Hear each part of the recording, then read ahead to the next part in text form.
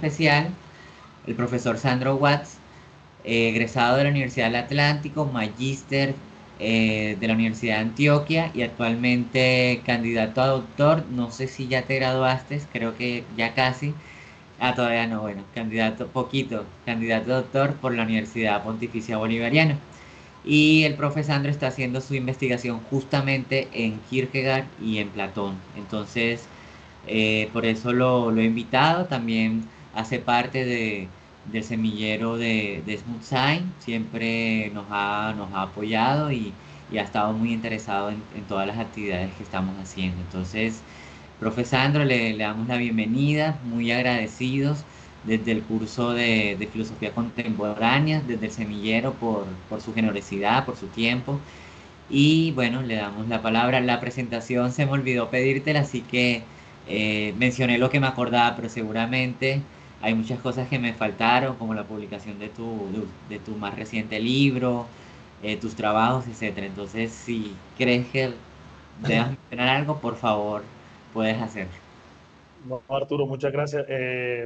No, chicos, chicas, muchas gracias por la invitación del profesor Arturo. De antemano nos hemos colaborado en muchas cosas a través de un par de años, sobre todo con el semillero de investigación. Yo soy docente en una institución educativa de carácter público en la ciudad de Medellín.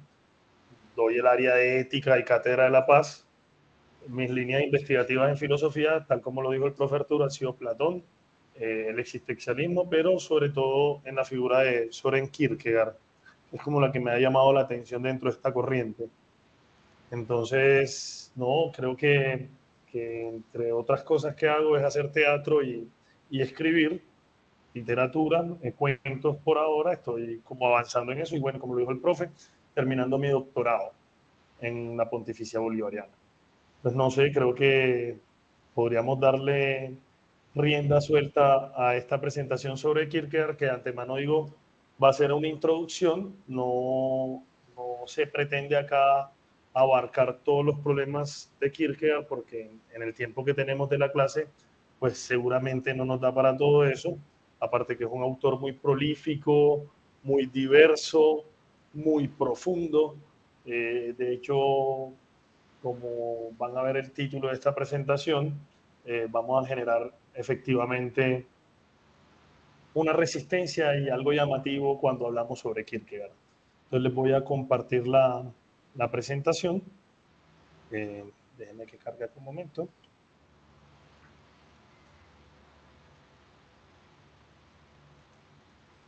Bueno, entonces aquí vamos a darle. Si se logra ver bien, la pongo pantalla completa. No sé, ustedes me dirán, porque apenas me sale aquí la presentación, yo dejo de verme en Sí se ve este. bien, profe, gracias. Perfecto, yo voy a cerrar mi cámara acá porque como va a estar leyendo, haré un millón de gestos que podría parecer como ridículo. Pero bueno, vamos a lo que vinimos. Entonces, por favor. Porque se trata hoy acerca de una introducción a Kierkegaard, porque es un autor llamativo y resistido. Entonces, como primero vamos a leer esta nota que es sacada de los diarios.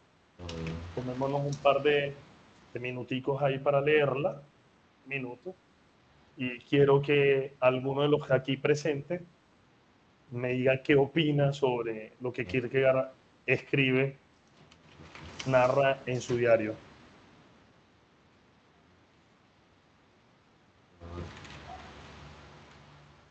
Perdón, no sé si soy solamente yo, pero creo que nos quedamos en la introducción. No se está viendo la presentación. Eh, Se Ok. supone que pues estamos en la primera página. Sí se ve la presentación, pero estamos en la primera página, profe. Sí, dice a forma de introducción. Ya logran ver. Sí, señor. Ahora sí se logra ver. Sí. Sí, señor, muchas gracias. Bueno, entonces, como les comentaba, leamos esta cita sacada, tomada de los diarios de Soren Kierkegaard, sus diarios personales.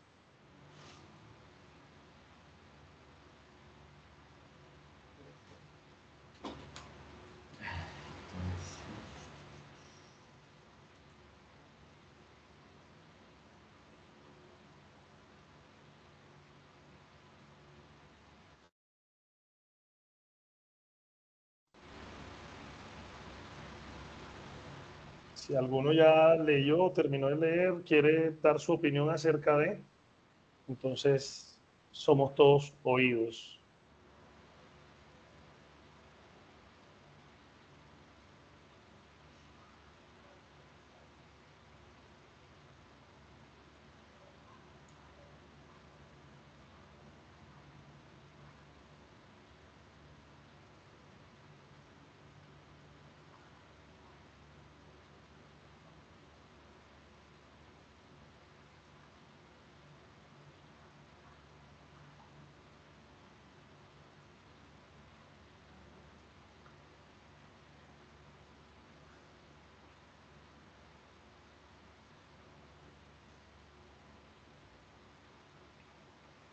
¿Listos?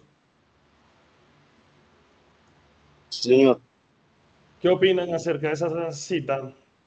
Y el que hable, por favor, se presenta porque les digo, no estoy viendo quién está conversando conmigo.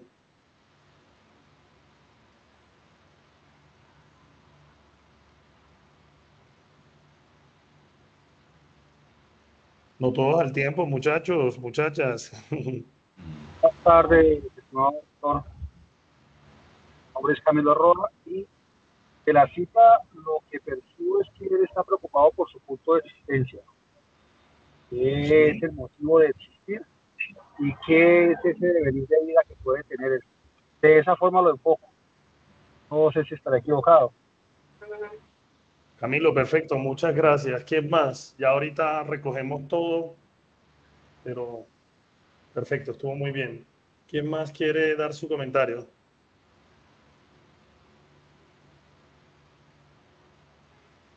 A mí personalmente, buenas tardes, con Juan Quevedo. Sí, A Juan. mí, a mí personalmente, a mí personalmente me llama mucho la atención el tipo de sentimiento que identifica que le puede llegar a remitir la verdad. Dice, para citarlo, pues abro comillas, la Sí. verdad estuviese frente a mí fría y desnuda, indiferente de lo que yo reconozco o no, y me produjera más un estremecimiento temeroso que una devoción confiada. Yo creo que, ya cierro, y yo digo, yo creo que de alguna manera habla acerca del tipo de sentimiento que debería remitirnos el poder identificar la verdad, ¿no? Y si nos encontramos frente a ella, creo que en su calidad de verdad debería ser algo que remitiera confianza, que pudiéramos, sobre lo cual pudiéramos sustentar otras muchas cosas y no lo que dice ahí, no un temor o algo similar. Perfecto, Juan, muchas gracias. ¿Un último que quiera decir algo? Buenas noches, profe. Con Sergio López. Sergio, Profe, buenas. pues yo, una cosa que me parece como curiosa o analizo ahí, es que para Kierkegaard, él sí cree en una verdad subjetiva, porque, digamos, él lo ve como dice, ¿de qué me serviría encontrar una verdad llamada objetiva, abrirme paso a través de los sistemas de los filósofos y ser capaz de pasar de revista cuando hiciera falta? Es como si él estuviera desechando o analizando que todo el pas o las filosofías pasadas se han preocupado por el objeto, no por el sujeto. Entonces, para él sí debe haber una verdad subjetiva. No sé, lo veo de esa manera. Perfecto, muchas gracias a los tres compañeros que nos han brindado y nos han regalado lo que captaron del mensaje de esta cita. Y los tres tienen toda una razón, todos los tres tienen razón. Kierkegaard está preocupado o su idea de filosofía va en contracorriente, y lo vamos a ver ahorita, de lo que se ha planteado como filosofía absoluta, ¿cierto? Una filosofía que parte del idealismo alemán y está tratando de buscar una verdad que sea igual para todos los individuos. Y Kierkegaard frena y no por nada se considera el primer existencialista, aunque él mismo a ratos no se considere como un filósofo existencialista como tal. Eso está como dentro de sus grandes contradicciones, pero ahora lo vamos a ver por qué él lo dice así. Y él considera que cada individuo debe en algún momento de su vida buscar una verdad, pero que sea una verdad para ese individuo, porque si no, la verdad carece de calor. La verdad se convierte en un objeto frío fuera, externo de mí, que no me dice nada. Y por eso son las preguntas que él se lanza. Las preguntas que acá en el diario él dice, bueno, y si yo viera la verdad frente a mí, toda fría, ¿qué me va a producir? Solo un estremecimiento temeroso. Pero la verdad, como lo dijeron algunos de los compañeros, debería generar lo contrario, una devoción, un calor, algo que despierta al individuo. Entonces ya con esto vamos viendo o vamos analizando qué tinte es la filosofía de Kierkegaard, ese tinte existencial que obliga al individuo a enfrentarse a sí mismo para poder desarrollar una verdad. Entonces, el esquema de la presentación, no sé si logran verlo bien ahí porque quise presentar, voy a ver si presento más bien la pantalla y, y con eso podemos verlo más amplio. Espérenme 2 segunditos.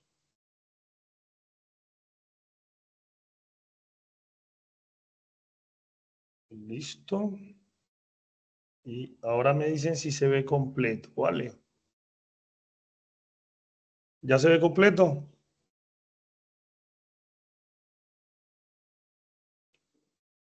¿Sí se está viendo completo? ¿Alguien que me confirme? Porque estoy viendo solo la presentación. Sí, se dejó completo. Bueno, entonces esta presentación la vamos a dividir en 4 momentos. Primero vamos a ver unos elementos clave de su biografía, si bien para, yo creo que casi todos los filósofos grandes de, representativos de las corrientes de la filosofía occidental, su vida está enlazada con su pensamiento. Creo que el de Kierkegaard, sin duda alguna, su vida no se puede desligar de su pensamiento filosófico. El hombre hace de su vida una filosofía y de la filosofía su vida.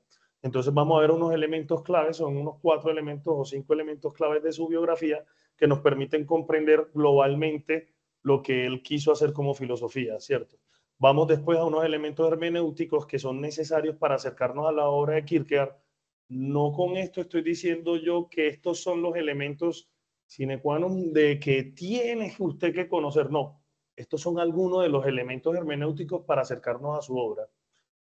Después vamos a ver unos aspectos claves de la filosofía de la existencia en Kierkegaard, de la filosofía existencial, y finalmente vamos a entrar a unas críticas que le hacen al pensamiento de Kierkegaard para cerrar como esta presentación que, insisto, es un abrebocas, es una introducción, es una forma de que usted, si le llama la atención Kierkegaard, pueda adentrarse al pensamiento del filósofo danés. Entonces, como elementos bibliográficos clave en Kierkegaard, voy a ser muy somero porque yo casi siempre he sido como, o he tenido resistencia a hablar de los datos fundamentales en la biografía de un filósofo. Me parece que eso se puede buscar por cualquier otro lado, entonces por eso lo vamos a resumir muy cortico. Él nace el 5 de mayo de 1813 en Dinamarca, tiene una vida muy cortita, el hombre se nos muere a los 42 años, sin embargo es una de las escrituras más prolíficas que ha tenido la modernidad europea. De hecho, hay anécdotas, casi leyendas de cómo este hombre escribía en un estado febril. Dicen que los 2 tomos de lo uno y lo otro, que cada tomo comprende casi unas 500 o 400, de 400 a 600 páginas, no tengo el dato exacto en este momento, lo escribió en casi una semana sin dejar de dedicarse a ello. De hecho, dicen que una de las consecuencias de dedicarse por entero a la filosofía fue precisamente el morirse a temprana edad porque tenía unos hábitos alimenticios muy malos. Bueno, entonces dice que este hombre no es el menor de 11 hermanos, es el menor de 7 hermanos, estudia teología y filosofía en la Universidad de Copenhague, pertenece al siglo de oro danés. Recuerden que Dinamarca es un país satélite en el norte de Europa que está eclipsado por Prusia, por Alemania, por Francia, donde todo llega como acá en Colombia tarde, pero hay unos avances científicos, artísticos, literarios, filosóficos que permiten que en el momento que nace Kierkegaard, pues él pueda beber de las corrientes filosóficas que están en boga, que es el idealismo alemán representado sobre todo en cabeza de Hegel. La facilidad económica de su familia le permite que él se dedique enteramente al estudio y eso hace que él se convierta en una de las mentes más brillantes de la Dinamarca de su época. Como allí dice, muere el 11 de noviembre de 1855 a la edad de 42 años. Él va caminando por la calle, él solía dar unos paseos vespertinos y la gente lo encuentra desplomado en la calle y prácticamente eso sentencia su muerte.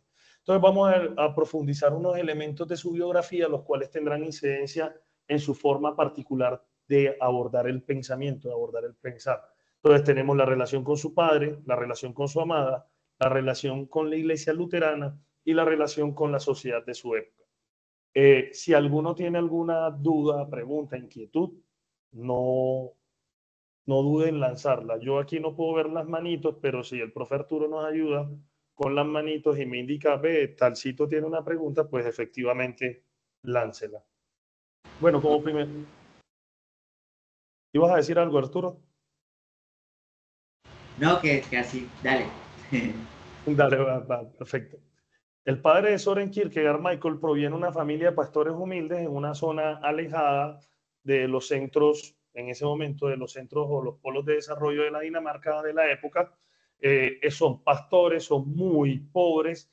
El padre de Kierkegaard, por ahí como a los 10 u 11 años, lanza una maldición contra Dios por encontrarse en esa situación de pobreza. Esta maldición marcará la psicología del padre de Kierkegaard, pero también a su vez marcará la psicología del filósofo danés. Ya vamos a ver el por qué ahora que nos adentremos un poquito más en la vida de Kierkegaard.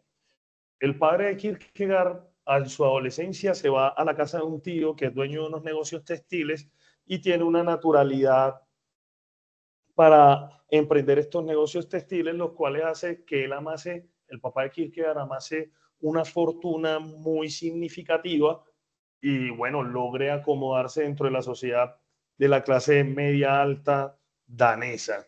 Él tiene un primer matrimonio, pero su primera esposa muere a los pocos meses de contraer las nupcias. Esto hace una mella psicológica muy particular en Michael Kierkegaard. Él ya considera que haber lanzado esa maldición cuando era niño, que la muerte de su esposa, de su primera esposa, precisamente inicia la venganza o la vendetta de Dios. Se supone que en la época en la que está el padre de Kierkegaard, muere en viuda, perdón, él durante un año no podría casarse, sin embargo, termina embarazando a una de sus sirvientes, Anne Sorensdatter Lund, que será la mamá de Kierkegaard y de sus 6 hermanos.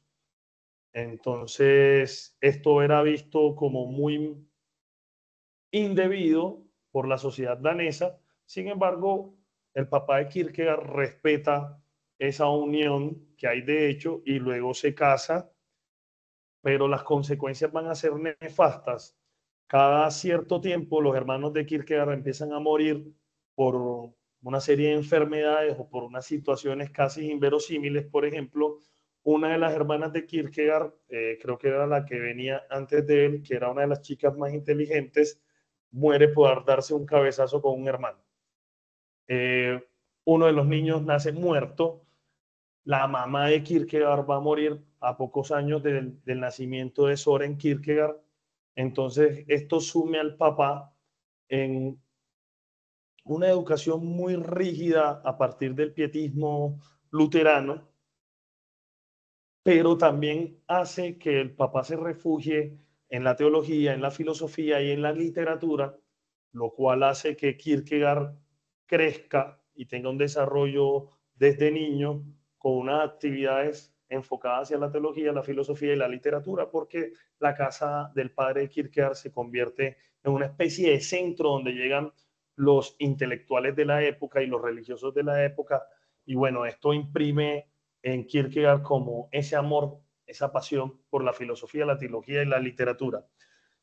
También imprimen en Kierkegaard esa parte de la maldición familiar, el carácter melancólico, de angustia, la relación con el pecado original, la culpa, toda esta expresión luterana del cristianismo que el padre cargaba, la deposita en Kierkegaard, y esto hace que este personaje de Kierkegaard, que por cierto tenía una apariencia física probada, de piernas delgadas, de carácter muy enfermizo, un físico muy enfermizo, y a esto se le cargan estas categorías que acá acabamos de leer, hace que Kierkegaard efectivamente asuma toda esa carga familiar. Para Kierkegaard, más que la maldición que profirió su padre allá en Jutlandia, el pecado original del padre fue haber violado a Anne Sorensdatter mientras está viviendo la viudez, el estado de duelo. Para Kierkegaard eso realmente es lo que marca la relación del padre con el cristianismo y lo que le deja a él como resultado del pensamiento existencial. Es constantemente, los que hayan leído algunas obras de Kierkegaard o las primeras obras de Kierkegaard, van a ver que siempre hay una relación con la culpa, con el pecado, con la angustia, pero eso él mismo lo deja registrado en sus diarios, proviene de esa figura, de esa relación con el padre. La relación con el padre era de amor y odio. Amaba mucho a su padre porque su padre le enseñó mucho sobre teología, filosofía, literatura, tenían unos juegos imaginativos muy interesantes que la gente de la época lo registró. Por ejemplo, cuando no podían dar sus paseos habituales por la tarde, ellos generaban una especie de trabajo imaginativo y hacían de cuenta que había gente en su casa y representaban las distintas posturas, una especie de diálogo platónico en vivo. ¿Alguna pregunta hasta aquí?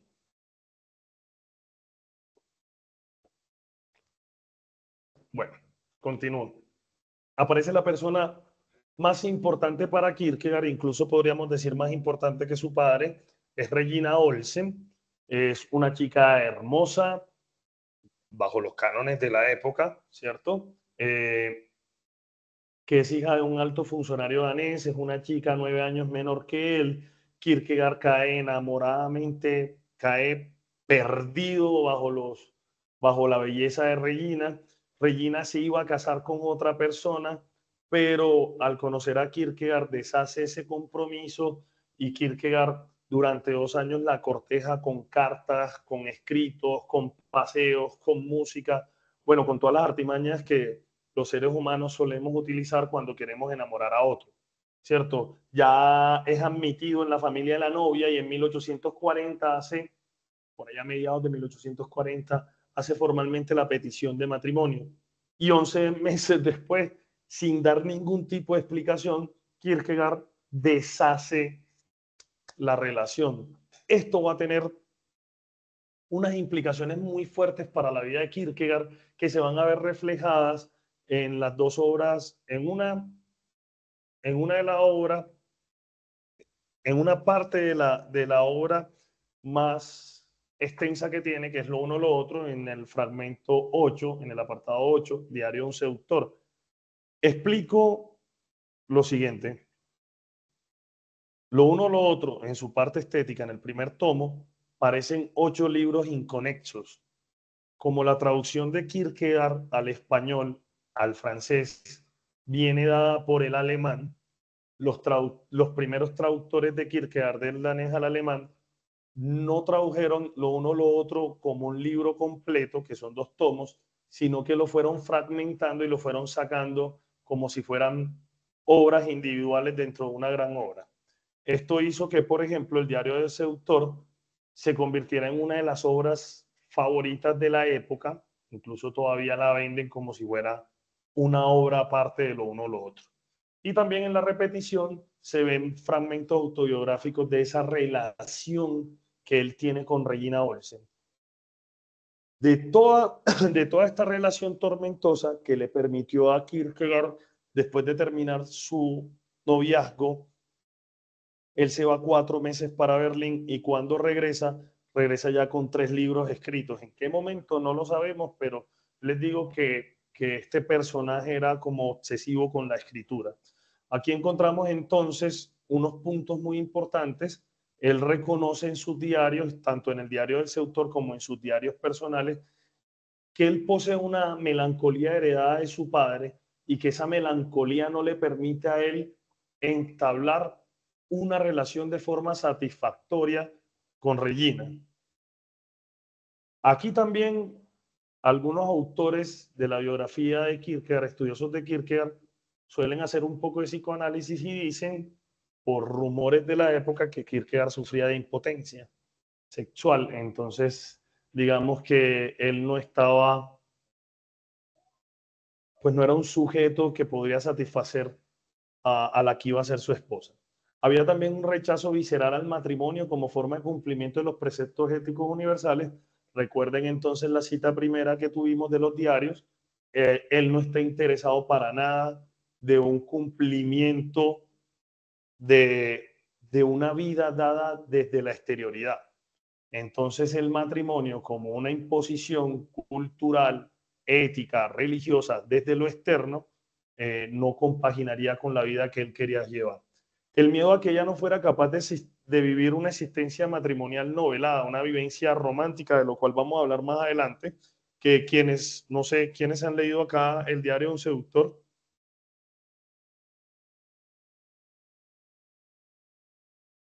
Nadie. Profe, sí, yo lo leí alguna vez, Juan Diego Cardona, lo leí alguna vez, estaba estando en primera carrera en la Universidad de Antioquia.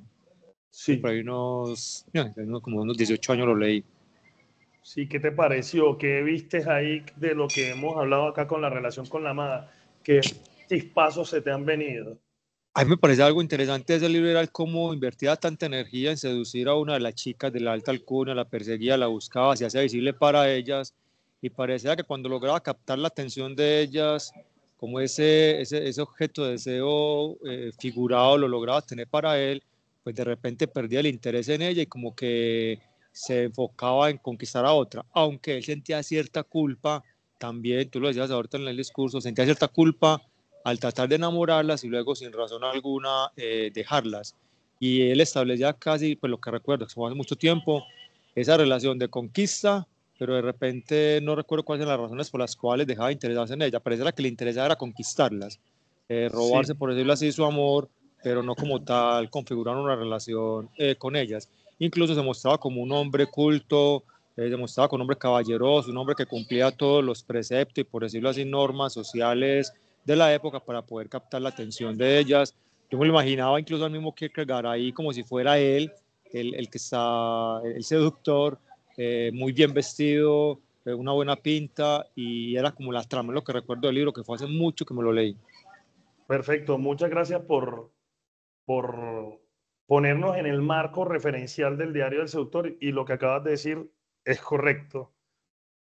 Para muchos estudiosos de la obra de Kierkegaard, el diario del seductor, hay casi una confesión de lo que le ocurre a él con Regina Olsen, ¿cierto? Él muestra todo eso. De hecho, en la vida, comillas, real, lo que ocurrió fue parte de lo que ocurre también en el diario Un Seductor. Cuando él ya deshace el compromiso, se comporta como un vil, como un patán, porque, bueno, él no puede cumplirle a ella, ¿cierto? Precisamente por ese último punto, el matrimonio como frustración de su vocación religiosa y literaria. Él está buscando esa verdad, como lo leímos en esa cita de los diarios, y esa verdad lastimosamente lo aleja de Regina. Y él tiene que hacer todo lo posible para que ella le coja una especie de fastidio y poder dedicarse a su vocación religiosa, a su vocación literaria, a su vocación filosófica, que en últimas lo vamos a traducir como su verdad subjetiva. La relación con la iglesia luterana. Se puede decir sin lugar a dudas y a malas interpretaciones que la carrera filosófica de Kierkegaard es un debate abierto contra el cristianismo de su época, especialmente en el luteranismo oficial de su estado.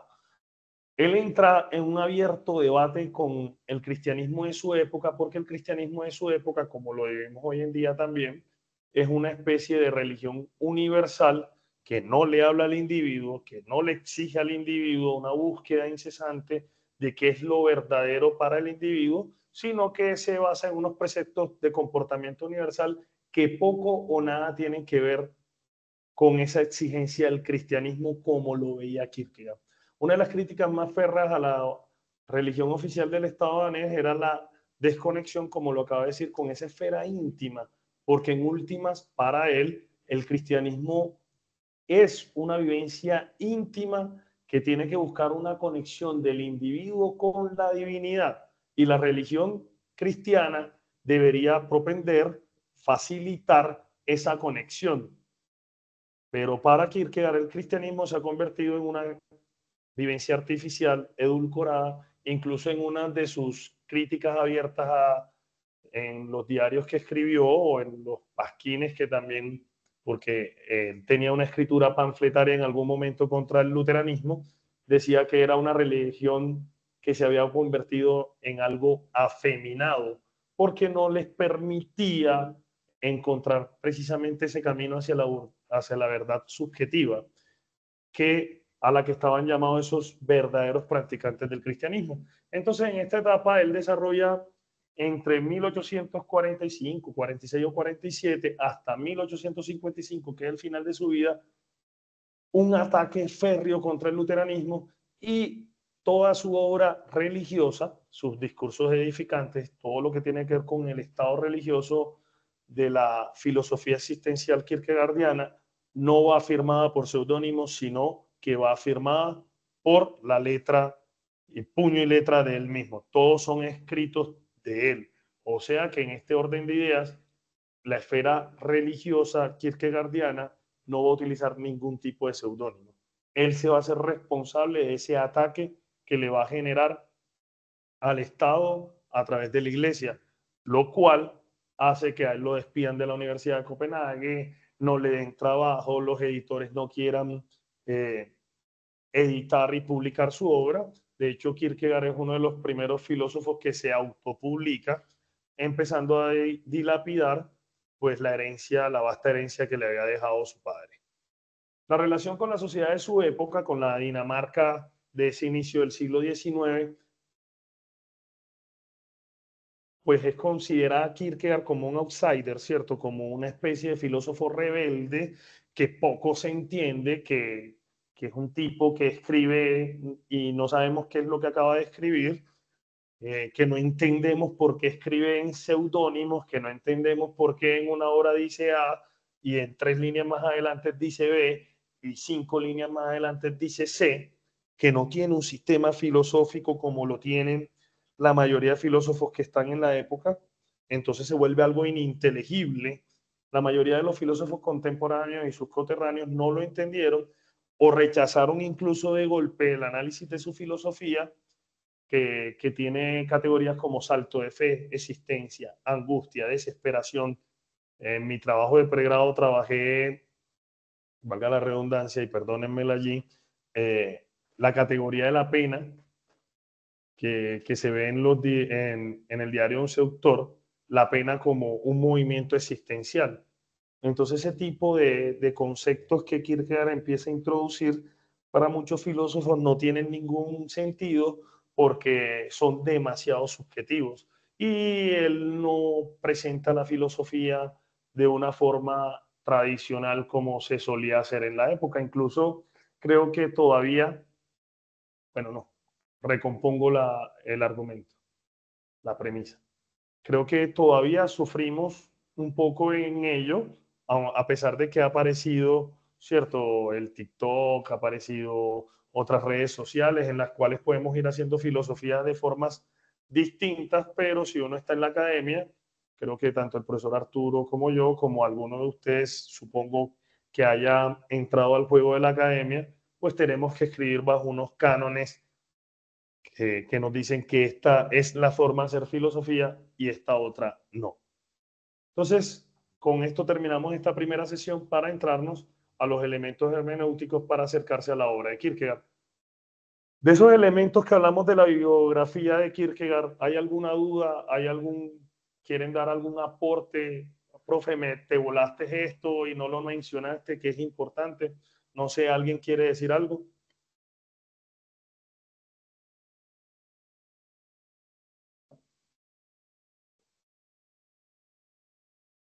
Bueno, continúo al ver la mayoría silenciosa. ¿O qué? ¿Hay alguna pregunta?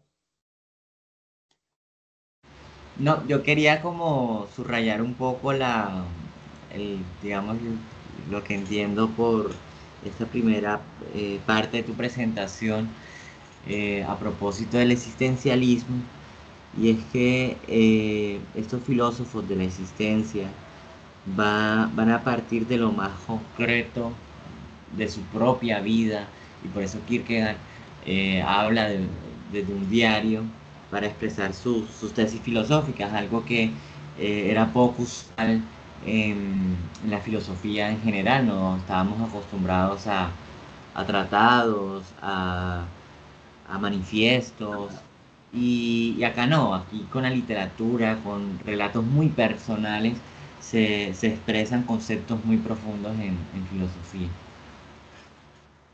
Sí, mi estimado Arturo, acabas de hacer como el resumen, como sintetizar lo que yo acabo de presentar, y sí es cierto. Por eso la cita con la que arranco esta presentación me parece, aparte de una cita muy hermosa, pero es muy certera, es como un disparo al ángulo, poniéndolo en términos futbolísticos. Soy fanático no, me encanta mucho el fútbol, pero no soy fanático, corrijo. Entonces sí es un disparo al ángulo, es un asunto como que nos pone contra las cuerdas, que nos obliga a decir, bueno, usted se dice filósofo, usted se dice estudiante de filosofía, pero venga, ¿se ha puesto usted a cuestionarse su existencia? Eso que está usted haciendo en filosofía verdaderamente es una verdad, valga la redundancia nuevamente, le exige construir una verdad para usted. Entonces, por eso Kierkegaard, que abre esa senda, y después los filósofos franceses de medio siglo, de la mitad del siglo pasado, lo retoman. Heidegger lo retoma también, porque hay unas cosas muy interesantes, unos planteos filosóficos existenciales muy interesantes que les sirven de base para construir la filosofía que ellos volvieron eh, fundamental e importante después de la Segunda Guerra Mundial. Entonces, elementos hermenéuticos para acercarnos a la obra de Kierkegaard. La obra de Kierkegaard es compleja precisamente por lo que nos dijo Arturo ahora, por lo prolífico de la escritura, como los diversos temas filosóficos, psicológicos, éticos y religiosos a los que él se dedica con una intensidad febril, por la forma en cómo va desarrollada esta filosofía. Si bien los puntos que vamos a tocar acá no son una camisa de fuerza, creo que podrían brindar unas luces para que ustedes se acerquen, o para que todos nosotros nos acerquemos a la obra de Kierkegaard. Entonces tenemos 4 puntos fundamentales: la pseudonimia, el romanticismo, la comunicación indirecta y la dialéctica existencial. Vamos entonces con la primera, la pseudonimia. El uso de los seudónimos no es nuevo en la filosofía, mucho menos en el tiempo de Kierkegaard. Kierkegaard lo retoma de la corriente romántica de su época y de Platón, de quien es un seguidor, pero Kierkegaard hacía, de hecho en su tesis de grado lo pone de forma explícita, que para él Sócrates es, es una filosofía independiente de Platón, aunque él la conoce por Platón, ¿cierto? Pero para él Sócrates es un epítome de lo que de lo que es la filosofía. Él consideraba que cada uno de sus seudónimos le permite o le permitía explorar las más diversas cuestiones filosóficas por las cuales estaba interesado. Por tanto, el uso de ellos podría deberse a muchas razones, o algunas razones fundamentales que aquí traigo, ¿cierto? Tomar distancia de eso que se está tratando en el texto y llevarlo a la reflexión extrema, no diciendo que esto agota la reflexión. De hecho, Kierkegaard en uno de sus diarios dice: con mi mano derecha firmo todo lo que tiene que ver con mi postura religiosa y esta la defiendo, pero con mi mano izquierda son los seudónimos los que firman, y ellos son los que tienen que defender por medio del lector y el acercamiento del lector a sus obras, ellos tienen que defender un punto. Utilizar múltiples puntos de vista, cada seudónimo tiene un propio estilo, una voz, una forma de mirar, una forma de abordar la existencia. Eso permite un juego del elenco. Como les dije ahorita, esto él lo aprende de los diálogos platónicos, cada personaje que él pone en escena. Por ejemplo, si alguno ha leído o se ha acercado a lo uno o lo otro, hay una obra hermosa que se llama Los Diatzalmatas, que son una serie de aforismos y él se dedica a escribir en aforismos, pero los aforismos son dados por un griego que olvido su nombre, que tiene todo un tinte y él le da toda una caracterización y ahí empieza a hablarnos sobre la pena como categoría estética. O es un ejercicio de ironía en el cual el lector debe discernir qué es lo real en el autor y qué es lo real en el personaje y ponerse a discutir con ellos para que el lector extraiga de allí lo que sea más importante para él mismo, para el individuo que lee. Es una crítica a través de la pseudonimia, él puede criticar el ambiente sociopolítico de su época, que no lo hace con los religiosos. Con los religiosos sí critica de frente y firma con su nombre. Él bebe del romanticismo. Romanticismo es fuente de inspiración literaria y filosófica para él. Esta corriente le servirá como forma y fondo para desarrollar su proceso de pensamiento. Es importante por 4 asuntos relevantes, pero nada más puse 3. Se me pasó el último, lo tengo acá, ya se los voy a decir.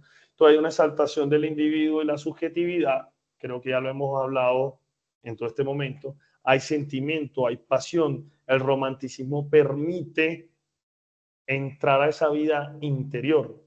El romanticismo también lleva en sus venas una crítica a esa racionalidad excesiva y además el romanticismo me permite novelar la existencia, que es lo más importante que resalta Kierkegaard y que toma del romanticismo. Entonces vemos, como lo hablamos ahorita con el compañero que habló sobre el diario del seductor, novelar su propia relación con Regina Olsen, llevarla a unos seudónimos para enseñarle a la gente el por qué él no se puede comprometer, pero también por qué una persona que está en el estadio estético, cuando logra y alcanza ese objeto de deseo, se aburre, entra en un tedio.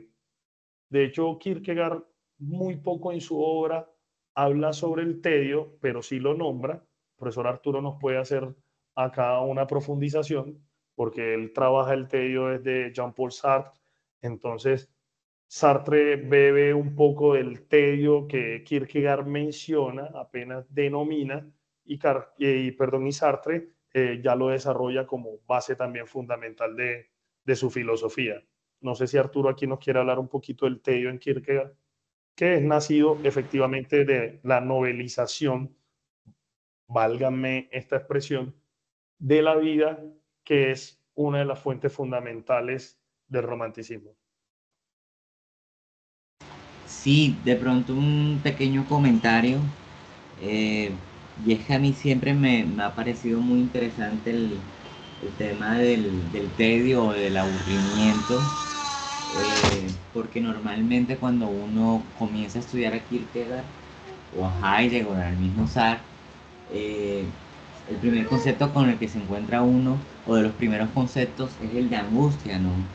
Y pareciera que el de tedio es poco importante o relevante, pero cuando se profundiza, es un elemento también fundamental, ¿no? En el caso de Heidegger, hace parte de los templos anímicos fundamentales que constituyen la existencia.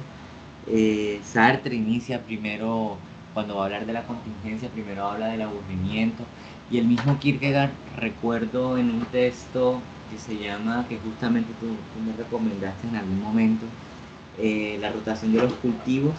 Kierkegaard arranca con el tedio, dice todos los hombres son tediosos, y comienza a hacer un análisis sobre el tedio, y en algún momento me toca el tema de la nada, ¿no? El tedio, ¿de dónde se basa el tedio? De un agujero infinito, ¿no? Que habita en todo ser humano. Entonces, es un concepto que me parece que quizás los comentaristas no lo han estudiado o lo han descuidado y ocupa un lugar importante en la filosofía de la existencia.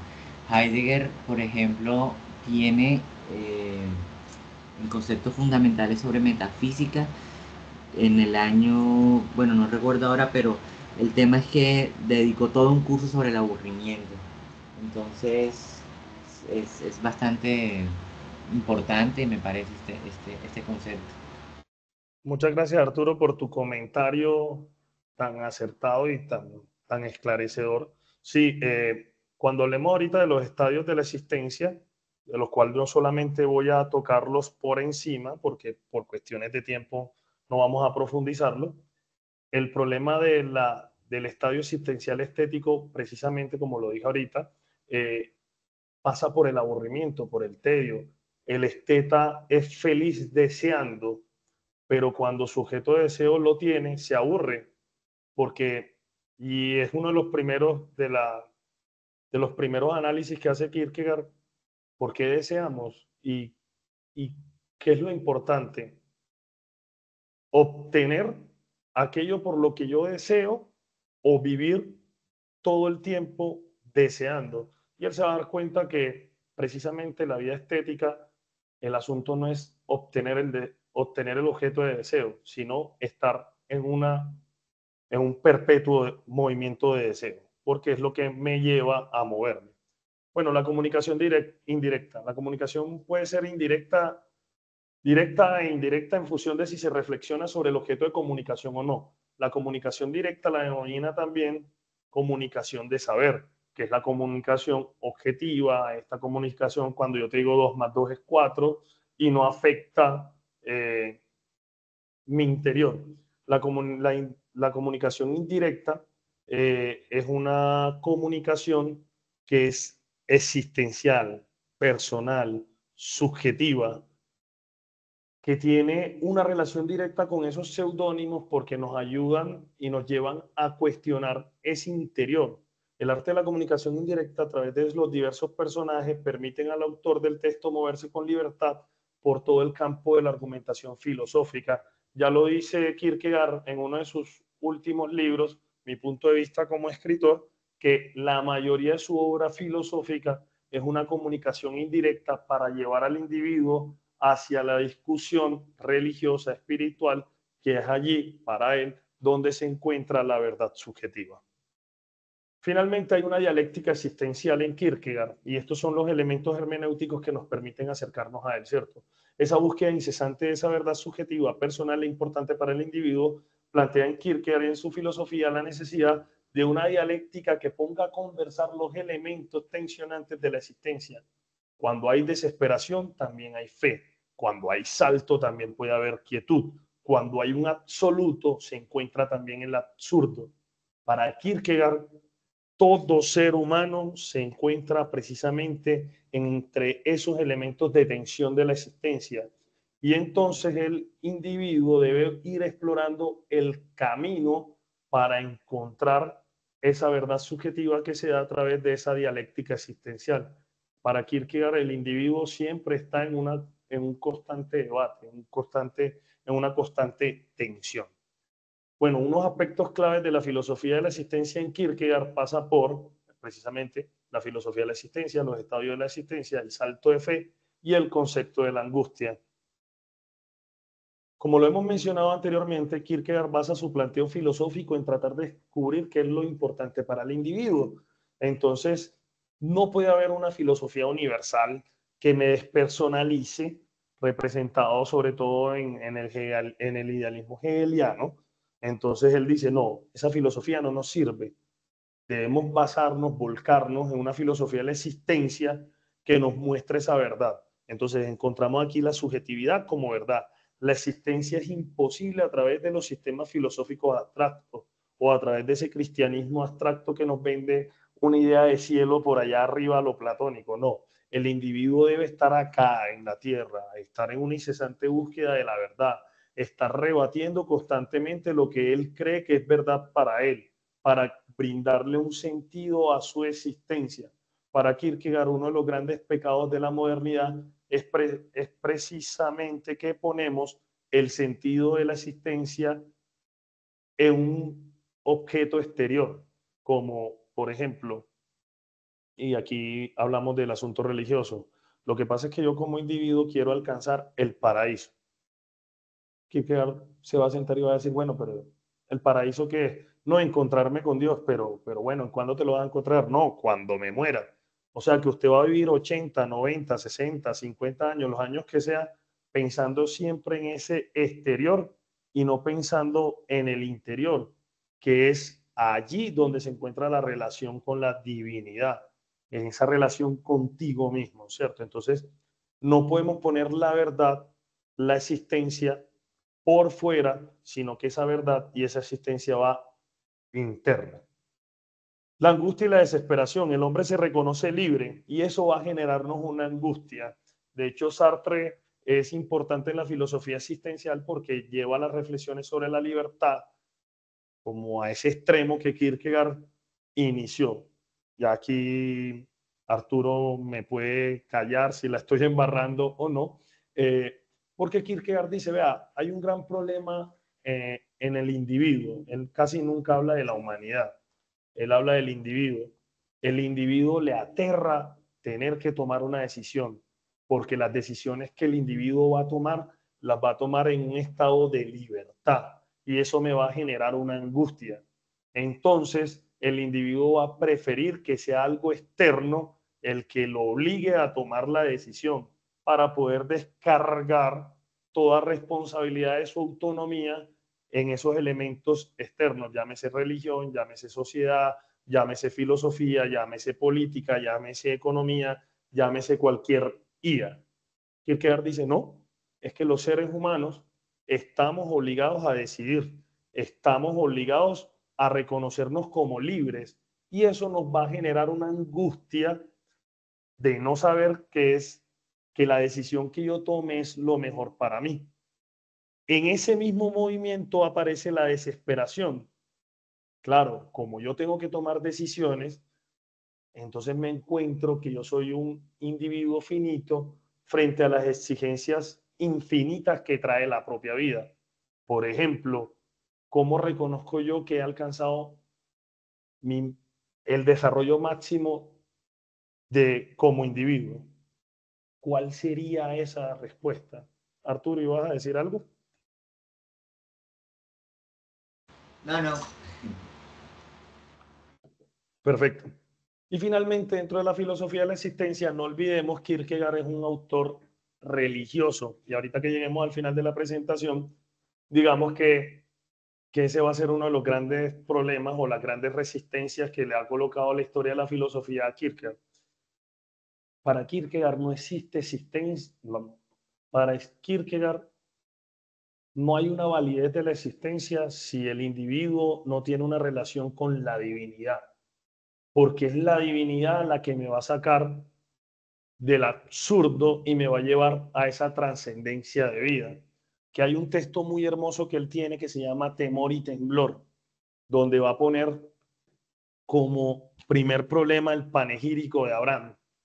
Entonces yo adelante lo voy a nombrar, pero entonces aquí yo les voy a hacer como el siguiente ejercicio, que no es mío, que es de Kierkegaard, pero que es un ejercicio muy bacano que lo utilizo también con mis alumnos en ética.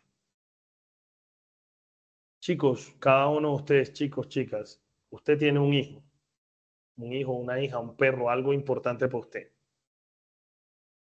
Y escucha una voz que trasciende toda lógica y dice, hermano, para que llegues donde yo estoy, tienes que sacrificar eso que es importante para ti, tu hijo, tu perro, tu perra, tu gato, etc. La pregunta real es, ¿usted lo haría? ¿Quién se arriesga a este juego?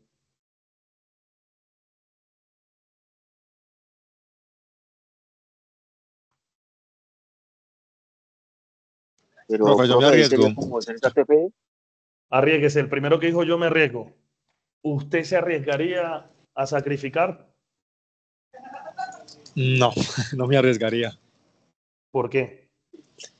Porque finalmente creo que eso es un acto de fe en una figura divina que quizás uno no sabe si existe o no existe, y a veces pienso que puede ser simplemente una creación nuestra, incluso la misma idea de ese sacrificio. Podría decir, salvo que efectivamente yo vea a esa figura divina o a ese ángel que se me está materializando y me está poniendo en ese reto. Pero es una pregunta compleja, aunque desde mi racionalidad diría No. que no. No, perfecto. ¿Quién Sí. otro va? Vamos a ponernos aquí bien interesante. ¿Quién otro dice sí, no? ¿Quién da más? Que no, profe, Que no, que ¿por no qué no? porque pues ya se han visto diferentes temas de trastornos mentales que llevan a las personas a escuchar voces que les dicen que haga cosas de ese tipo o Esquizofrenia que le llaman terminan a eso. viendo. Correcto, profe, sí, señor. Entonces, yo no, Tú no vas para esa. en Tú no vas condiciones para esa. normales no, no. Perfecto. Escuchemos una tercera opinión y cerramos para que, y ya les digo qué hay aquí. ¿Quién más? ¿Quién se arriesga? ¿Quién dice, hombre, yo sí? Yo recuerdo que en la conferencia de Sartre, la del 45, la que trabajamos hace 8 días, Sartre también pone el ejemplo de Abraham y él dice que el ángel me lo demuestre, si no, no lo hago. Perfecto. Kierkegaard va a llevar esta reflexión por otro lado y dice, bueno, miren, si hablamos desde la ética, los compañeros que presentaron si se arriesgaron y dijeron, yo no, diría, desde la ética tiene toda la razón. ¿Por qué entonces yo voy a sacrificar cuando hay una zarza ardiendo? Porque es que ni veo nada, sino es un palo seco que se prende y me dice, hey, mata a tu hijo porque yo soy Dios. Abraham dice, pero bueno, y Kierkegaard nos dice, ¿no les parece extraño que nosotros sigamos una religión judeocristiana basada precisamente en un tipo que escuchó una zarza ardiendo, que después de 60, 70 años tuvo su primogénito y entonces te dice que lo mate? ¿No les parece eso muy raro? Porque si eso ocurre, pues no debería haber religión, porque este man efectivamente está enfermo, sufre alguna esquizofrenia. Pero entonces, precisamente es la búsqueda de la trascendencia de la verdad subjetiva del individuo la que le dice a Abraham, no, yo lo hago, porque es mi relación con la divinidad. Y ya cuando Abraham dice, hey, voy para esa y lo voy a matar, ya la zarza otra vez le dice, no, no, no, cálmate muchacho, cálmate, ¿cómo vas a matar a tu hijo? Y se da todo ese salto de fe que Kierkegaard está interesado en precisamente entrar a cuestionar, no para desvirtuarlo, sino para mostrar que la fe precisamente me obliga a una relación con el absurdo, porque lo que va a hacer Abraham a todas luces es absurdo, pero ese absurdo, cuando yo hago el salto de fe, me lleva a la trascendencia de la verdad subjetiva que tengo como individuo. Entonces, es un movimiento muy complejo, pero entonces Kierkegaard, por eso pone como subtítulo el panegírico de Abraham, porque Abraham se restituye como padre de la fe de la religión judeocristiana, porque es capaz de saltar, de salir de ese absurdo y mostrar la trascendencia que tiene la divinidad, porque es una relación directa con la eternidad que tiene Abraham. Es un poco complejo este movimiento, pero es lo que le está diciendo Kierkegaard al individuo en la filosofía de la existencia. Hermano, si usted quiere llegar a esa trascendencia, muchas veces va a tener que transitar por un absurdo y muchas veces va a tener que saltarse el absurdo, pero eso solamente lo pueden hacer las personas que verdaderamente están viviendo su interioridad. Entonces, para Kierkegaard, entonces existen tres estadios de la existencia y estos son el estadio Profe, estético. escúcheme, Dígame, dime. Discúlpeme, profe, ¿no sería un poco esas teorías que encuentra uno hoy con la psicología positiva, que dicen, no, pues es que el que me quiere seguir y que quiere cambiar su vida y que está dispuesto, entonces va a hacer lo que yo digo, y, pero realmente detrás de eso no hay nada? Pues una pregunta interesante porque por eso hay un rechazo a Kierkegaard, ¿cierto? Porque dice, bueno, pero ¿y entonces quién establece esto? Pero hay un truco para entender este movimiento, mientras en la actualidad, digamos, con este ejemplo que tú has puesto, detrás de eso no hay nada. Para Kierkegaard, detrás de eso hay una existencia infinita y absoluta, y es Dios. Mis movimientos de la existencia para llegar a la trascendencia siempre es una relación directa con Dios. Sin Dios no hay esa existencia absoluta, sino que para nosotros filósofos de mayoría de corte no practicante de ningún tipo de religión, aquí es donde se nos cae la figura de Kierkegaard. Entonces, toda esta discusión de la existencia para llegar a Dios, sí, es que Kierkegaard es abiertamente un pensador cristiano que está criticando que a Dios y a la existencia individual que yo tengo, a mi relación individual, perdón, a mi relación individual con la divinidad, la han desprovisto precisamente de toda subjetividad y la volvieron una experiencia universal. Y para Kierkegaard, la experiencia religiosa nunca va a poder ser universal. Es sí o sí subjetiva. Lo que yo puedo entablar con Dios, pero para poder entablar esa relación con Dios, efectivamente tengo que volarme la lógica, volarme lo establecido, etcétera, etcétera, etcétera. Entonces miren que si hay una diferencia. Uno leyendo a Kierkegaard podría montar un coaching ontológico como hablan ahora, ¿sí o no? Pero Kierkegaard se reiría de estos coaching porque diría, ustedes lo que se quedaron fue, quisieron hacer el salto de fe, pero se quedaron en lo absurdo, porque el salto de fe me obliga a ir más allá de ese absurdo. Si los que estén interesados en ese tema deben leer entonces Temor y Temblor, que allí ese texto del 44, creo que es de 1844, 1843, no recuerdo ahora mismo muy bien, es como donde él va a empezar a dar luces de qué es el salto de fe y cómo el individuo se relaciona con lo absoluto y cómo el individuo es capaz de burlar el absurdo. No sé si te quedó clara la respuesta o si te enredé más, y si te enredé más, pues perfecto. Sí, no. Gracias, profe. No, sí, Bien. estuvo, y pues en medio de lo que nos dice, eh, el tema creo que no tiene que ver tanto con el ser religioso o no, creo que tiene que ver más con un poco de lógica frente a lo que es la vida, ¿no? El tema de Abraham en esa situación lo escuché siendo muy pequeño y siempre me cuestioné eso, decía, pero ¿y este man cómo se le ocurre ir a hacer una cosa de esas después de haber estado esperando eh, a su hijo por tanto tiempo, ya habiendo perdido, y lo tiene ahí y lo va a sacrificar? Entonces, la cosa ahí en ese momento es demasiado confusa y no sé hasta dónde podría ser una realidad, ¿no? Sí, claro, eso es lo, digamos, lo valioso que tiene Kierkegaard en Temor y Temblor, que lo escribe a través de un seudónimo, Virgilio Saufnesis, creo que es. Eh, el hombre se empieza a cuestionar porque al que llamamos padre de la fe judeocristiana, pues va a realizar un acto absurdo. Y él se pregunta, bueno, y a nosotros nos parece normal y lo enseñamos dentro de teología como algo normal y vamos a los discursos de los domingos en las iglesias, en las sinagogas y decimos, pues esto es normal. Dice, pues ¿quién en sus 5 sentidos va a ser capaz de sacrificar a su hijo después de esperarlo tanto tiempo?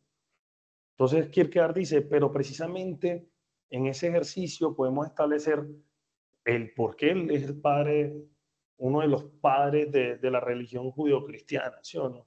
Porque es un caballero de la fe que lleva esa existencia, esa verdad subjetiva un poco más allá. Bueno, entonces ya lo hablábamos que el estadio estético es el individuo es movido por el deseo, por el placer, por esa incesante búsqueda del gozo y de la belleza. No obstante, ese problema radica en que cada vez que el individuo obtiene esos elementos, los tiene en su poder, se desinfla, cae en un aburrimiento, cae en una pena, cae en un desespero. Kierkegaard dice, vea, usted se puede quedar toda la vida siendo un esteta, pero la idea es que en algún momento de su desesperación, de su tedio, de su angustia, usted se va a ver obligado a saltar al estadio estético, al estadio ético, perdón. Aquí en el estadio ético, el individuo se compromete con ciertas decisiones de su vida y con un comportamiento social aceptado. La vida resulta llevadera, aceptable, pero al igual que en el estadio estético, Kierkegaard va a decir, hermanos, ustedes se van a terminar aburriendo y se van a aburrir porque todo lo que usted cree que es un compromiso no es dado por su interioridad, sino que ese compromiso es dado por agentes externos. Y eso va a llevarnos, igual que en la vida estética, en un tedio, en un aburrimiento, porque el individuo no tiene conexión con ese propósito interior al intentar cumplir con esos mandatos exteriores. Entonces el individuo aquí nuevamente se va a ver obligado a saltar y va a saltar en ese último estadio que para Kierkegaard es el estadio máximo de la existencia y es el religioso, porque acá el individuo cumple con su propósito interior, que no es otro que conectar con la trascendencia, enfrentándose a ese absurdo y encontrando su verdad subjetiva. Bueno, profe, yo te hago una pregunta. Entonces, ¿es malo quedarnos en estos estadios? No, para Kierkegaard no es malo que usted sea un esteta. Usted puede vivir toda la vida siendo un esteta. El asunto para Kierkegaard o el problema para Kierkegaard es que el esteta siempre se va a aburrir y no va a tener satisfacción. Bueno, pues ¿es malo quedarme en el estadio estético? No, porque usted va a llevar una vida buena. Quizás no te vas a aburrir tanto como el esteta que tiene que estar buscando, pero como esa vida es plana en el estadio ético, perdón, en algún momento te va a llegar el tedio. Entonces, la vida que te propone el estadio religioso de la existencia es la vida auténtica porque te va a llevar a cuestionar todo ese movimiento de la interioridad. Entonces tenemos también otro de los momentos de la filosofía existencial kierkegaardiana, que es el salto de fe. En este último estadio, se da el movimiento en el estadio religioso. Esperen un momentico acá.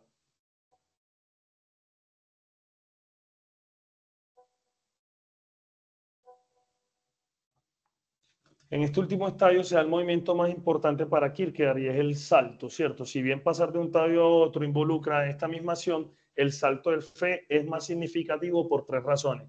Fe y razón, el caballero de la fe, que ya lo dijimos ahorita, está representado en la figura de Abraham. No voy a extenderme ahí porque ya hicimos como toda esa presentación. Y finalmente esa relación con el absurdo. La fe y la razón, la fe es para Kierkegaard el acto que va más allá de la razón. No se puede cuantificar racionalmente, es un riesgo, es un salto hacia lo desconocido, pero precisamente allí está el meollo de la existencia. La relación con el absurdo, la vida misma es un absurdo para el individuo religioso porque todas las normas que están por fuera de esa existencia religiosa carecen de sentido, pero precisamente al carecer de sentido el individuo religioso tiene ese germen de movimiento para trascender ese absurdo que le va a permitir encontrar esa verdad subjetiva, y esa verdad subjetiva es la que le va a brindar el sentido de la vida para el individuo. Finalmente, uno de los conceptos importantes dentro de la filosofía existencial de Kierkegaard es el concepto de la angustia. En este texto de 1844, que ya les había dicho que lo escribe bajo ese seudónimo, nos lleva a todo un recorrido sobre el problema de la angustia, relacionado primero con el pecado original y finalmente va a derivar en lo que tiene que ver en lo que tiene que ver con el problema de la libertad, que es el meollo central de la angustia. El hombre, ante la posibilidad de la elección del uso de su libertad, se atemoriza por los múltiples resultados que pueden salir de allí. Es interesante este concepto porque es uno de los primeros pensadores en plantear los riesgos de la libertad. Pareciera ir en contracorriente de la autonomía promulgada por el idealismo alemán, sobre todo en ese sapere aude y en esa mayoría de edad kantiana, porque Kant nos dice, bueno, tienes que librarte de la religión, de lo político y tú pensar por ti mismo. Y Kierkegaard va a decir, bueno, es muy bonito, es muy bacano y es lo que todo individuo debe hacer, pero señor Kant, tenemos un problema. Cuando usted me dice sapere aude, atrévete a pensar por ti mismo, a ser autónomo, hay un riesgo bien grande del uso de su autonomía y es cómo carajo sé yo que no me voy a equivocar en el uso de mi libertad. Nadie lo puede saber, solamente lo podemos saber cuando ejercemos precisamente nuestro poder de la libertad. Entonces eso nos lleva a una angustia porque como estoy condenado en términos sartrianos a utilizar mi libertad, estoy condenado a padecerla, estoy condenado a sufrirla. Pero a pesar de todo esto, la angustia también tiene un carácter positivo porque si el individuo se instala en la angustia, es capaz de enfrentarla, abre la puerta para la realización subjetiva y esto es una puerta hacia la realización de su espíritu. No sé si Arturo nos quiere hacer un pequeño comentario, si él ve alguna diferencia entre esta, que seguramente la hay, entre este concepto de la angustia y la relación que tiene con la libertad en Sartre. Ciertamente, arte de Kierkegaard, incluso yo me atrevería a decir más que el mismo Heidegger, ¿no?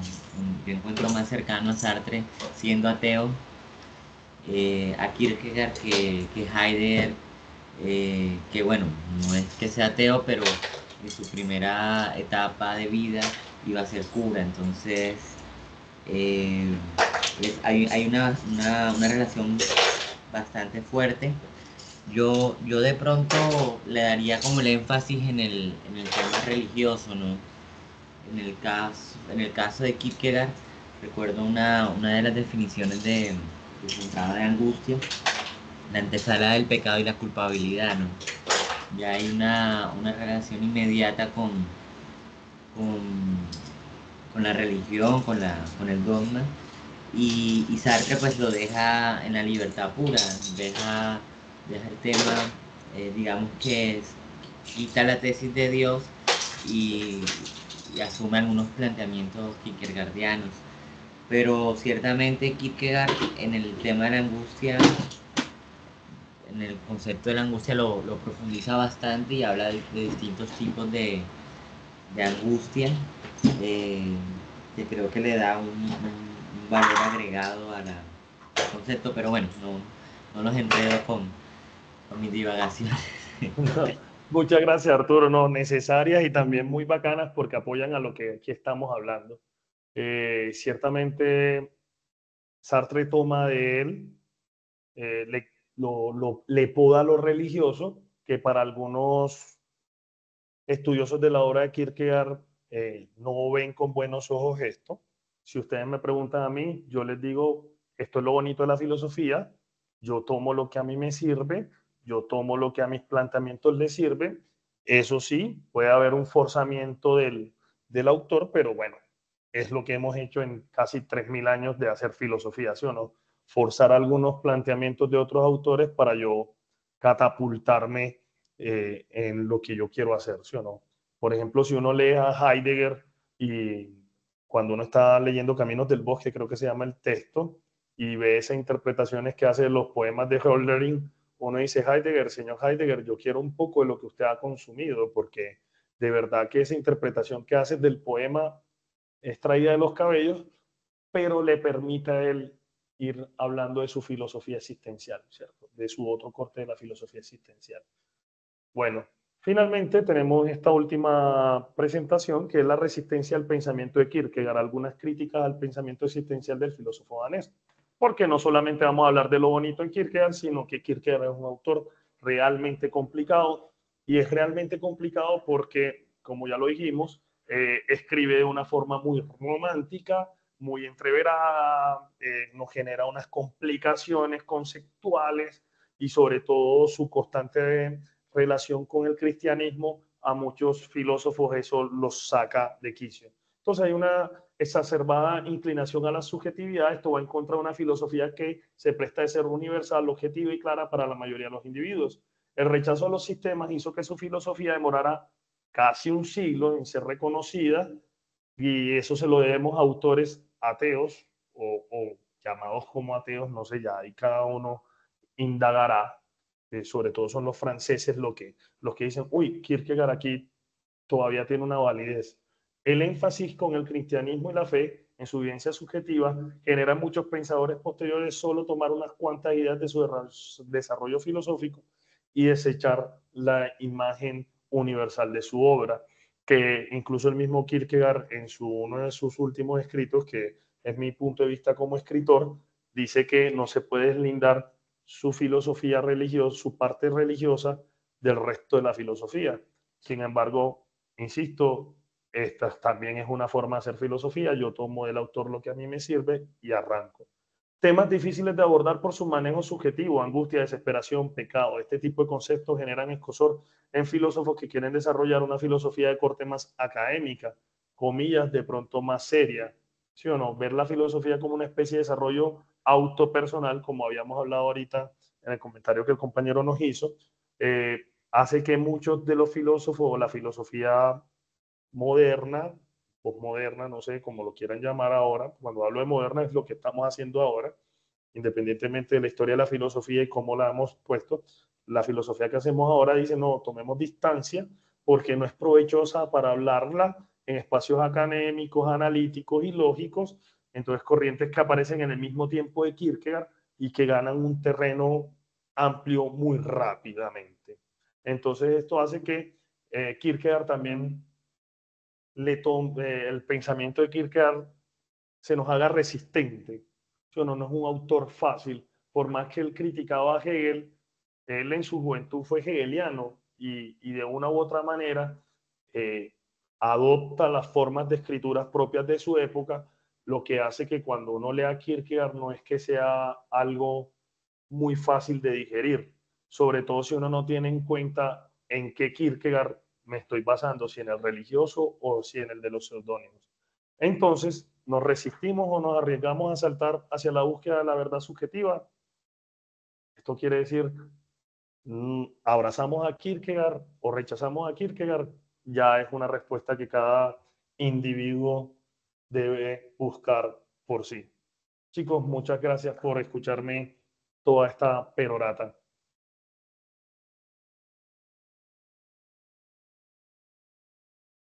Gracias a ti, profesor, nuevamente por tu generosidad en el tiempo, por compartirnos tus análisis sobre este autor. Y bueno, si quieren, tomamos unos minuticos para hacer preguntas, comentarios finales. Perfecto. Bueno, mientras alguien se atreve, yo tenía dos apuntes que me genera mucho tu reflexión o tu presentación, me hacen pensar en dos cosas, ¿no? La primera es la subjetividad como método para alcanzar la verdad. Es interesantísimo porque Husserl desde la fenomenología propone algo similar, no, no igual, pero sí similar a partir de la descripción fenomenológica de la intersubjetividad, alcanzar cierta certeza, ¿no? Entonces, eso me parece interesante, y más interesante todavía es que su discípulo Fink, que en la sexta meditación, y el mismo Heidegger van a retomar una crítica que le hacen a Husserl, y es que esa epogea que propone, esa extensión del juicio, realmente no se puede hacer desde la existencia. O sea, si no se tiene en cuenta la existencia, si no se tiene un temple en el que me permita desconectarme de todo realmente, y no un mero ejercicio intelectual que quizás no se pueda dar la desconexión, ¿no? Yéndose a la angustia. Sí. Es un autor que ha contribuido enormemente a la filosofía contemporánea y creo que también nos deja y ese es mi segundo comentario, nos deja una lectura crítica eh, y de pronto tú lo decías con algo de temor, pero yo lo digo un poco más descarado, quizás, no sé. Y es que un verdadero filósofo no debe tener miedo a la verdad. Y si la verdad nos lleva a Dios, al Dios de la tradición judío-cristiana o a cualquier otro Dios, pues no pasa nada malo, pero pareciera que la filosofía actual ha dejado de buscar esa verdad en mayúsculas y se ha conformado con defender posturas personales, ¿no? Con defender ideologías, con defender raciocinios propios y ha dejado de lado ese espíritu crítico, ¿no? Yo creo que, no recuerdo ahora el autor que decía, nos enseñaron a los padres de la sospecha, citando a Riquet, nos enseñaron a dudar de los grandes eh, de las ideas universales, ¿no? Pero ahora quién nos va a enseñar a dudar de esos padres de la sospecha. Entonces, creo que sería muy mediocre, y aquí ya viene lo fuerte, en descartar a Kierkegaard u otro autor por sus Por creencias su postura religiosas. religiosa, sí. Exacto, creo que estaríamos desaprovechando mucha riqueza, cayendo en el error de los marxistas ortodoxos de la época de Sartre que no estudiaban a Freud porque era un autor burgués. Entonces hay que tener mucho cuidado, ¿no? Y poder aprovechar todos estos pensamientos que realmente han contribuido al desarrollo de la filosofía. Gracias, Entonces, Arturo, por los comentarios. Sí, yo estoy totalmente de acuerdo contigo. Yo lo dije un poco temeroso y parte también viene de la forma en cómo hemos sido formados en las universidades, por ejemplo, en mi parte en la universidad pública, donde la mayoría de mis profesores se jactaban y se vanagloriaban de criticar lo religioso. Sergio, ahora te vamos a dar la palabra.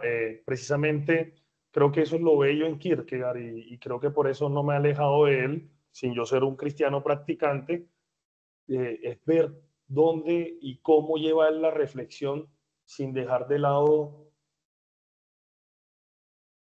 ese estadio de la existencia religiosa que para él es lo primordial. Y tú lo decías ahorita con unas palabras muy bellas para mi entender. Eh, sí, los filósofos estamos llamados a reflexionar y llevar esa reflexión hasta la reflexión última. Y esa reflexión última puede ser llamada Dios, Buda, lo que tú quieras, o las matemáticas, o lo que sea. Recuerdo acá, a modo de chisme filosófico, y con esto corto, eh, cómo termina la vida Wittgenstein, ¿cierto? Ludwig Wittgenstein termina en un plano muy religioso, casi místico, deja de lado la analítica y se mete más por el lado religioso. De hecho, hay un texto, no recuerdo el autor ahora, y el mismo Wittgenstein en sus reflexiones personales, y creo que algo en el Tractatus también, nombra mucho a Kierkegaard. Entonces, no es un autor despreciado para él, lastimosamente para muchos de los que beben de la filosofía analítica, desprecian a los existencialistas y desprecian a Kierkegaard. Cuando uno de sus mayores representantes termina siendo un filósofo místico. De hecho, dicen que el hombre cuando daba unas clases llevaba un espejo y lo tapaba con un trapo negro y hacía como toda una especie de rito ahí. Entonces, bueno, quién sabe si eso era verdad o no era verdad, pero bueno, digamos que en últimas es el propio Wittgenstein buscando a través del lenguaje, pero a través de su vivencia mística y a través de la estética, esa verdad última para él. Bueno, no sé, Sergio bajó la mano, entonces le damos palabra a José Leonardo. Gracias, profe. Mire, decía el profe hace un momento eh, que Kierkegaard nos invita a buscar esa verdad subjetiva. Entonces la pregunta es, ¿qué significa la verdad subjetiva? Como lo dije, gracias por la pregunta y es genial. José, como lo dije en esta introducción, la verdad subjetiva es la verdad que le resuena al individuo. Uy, profe, pero me dejaste en la misma, sí. Kierkegaard nos obliga precisamente a eso, a que usted tiene que empezar a hacer un trabajo interno de construcción, si lo quiere, tomando términos de Deleuze y de Guattari, si tú lo quieres, porque tú mismo tienes que irte quitando esas capas de lo universal, de eso abstracto, para ir buscando en tu interioridad eso que te resuena y que se te convierte en una verdad ineludible, lo cual te lleva y es un motor de búsqueda incesante para confrontarte con esa verdad. Por eso es que la filosofía de Kierkegaard genera una incomodidad para muchos, porque estamos acostumbrados a que desde afuera se nos diga, bueno, la verdad subjetiva es esto. Y Kierkegaard te va a decir, no, hay una verdad subjetiva, pero es la verdad para cada individuo. Entonces, ¿cuál es la verdad? Ah, no, hermano, te toca irla a buscar. ¿Cierto? Es un proceso de autoconocimiento, pero no un autoconocimiento como lo ponen en los términos de coaching ontológico hoy en día, no. Es un conocimiento que es doloroso, que se sufre, porque voy a estar en una angustia reconociéndome que yo soy un individuo que tiene que tomar sus propias decisiones, pero que en última, si lo hago de una buena forma, pues voy a lograr trascender a la lógica, voy a lograr trascender a ese absurdo, voy a lograr trascender a eso que me ata y me limita, porque voy a en últimas a establecer mi comunicación directa con la divinidad y mi comunicación directa con mi individualidad, que en últimas termina siendo lo real para mí. Aquí yo encuentro en Kierkegaard, cuando habla de verdad subjetiva, a pesar de que vaya en contracorriente de Kant y Descartes, recuerden Descartes en Meditaciones Metafísicas dice, dubito, cogito, ergo sum, dudo, ¿y de qué dudo? Dudo de todo lo que está por fuera de mí, pero lo único que no puedo dudar es de mi propia existencia, porque esa existencia es la que da pie al conocimiento. Esa existencia esa duda, esa razón es la que me dice, hey, yo existo. Que en el humanismo el existencialismo es un humanismo, no sé si voy a cometer y voy a meter los pies, ya Arturo los sacará de allí, él voltea la frase cartesiana, pero Kierkegaard propiamente está viviendo un cartesianismo ahí muy puro y les dice, bueno, venga, es que vamos para adentro. Y es lo mismo que él retoma de, de esa mayoría de edad kantiana. Él la está volteando sin desconocerla, porque Kant también nos invita a cuestionar estas cosas que damos por establecidas. Entonces mira que yo no te voy a decir la verdad subjetiva es A, no, porque iríamos en contracorriente de Kierkegaard. Kierkegaard te va a decir, bueno, José Leonardo, ¿cuál es tu verdad subjetiva?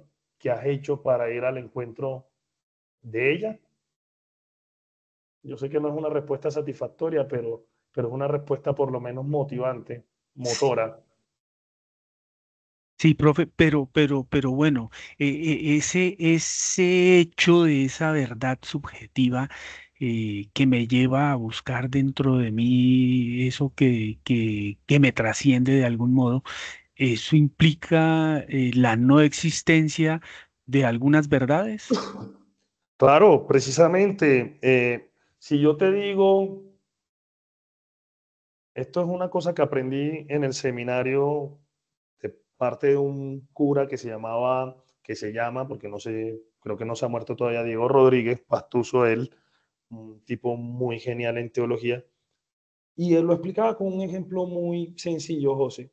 Si yo te digo que Dios es un padre, pero tu relación con tu padre era una persona violenta que llegaba todas las tardes borracho, maltratador, violaba a tu mamá, te pegaba a ti, no estoy poniendo el caso más extremo del Extremo. mundo. Sí, claro. Entonces, ¿tú creerías esa verdad que te estoy dando por fuera de que Dios es un padre?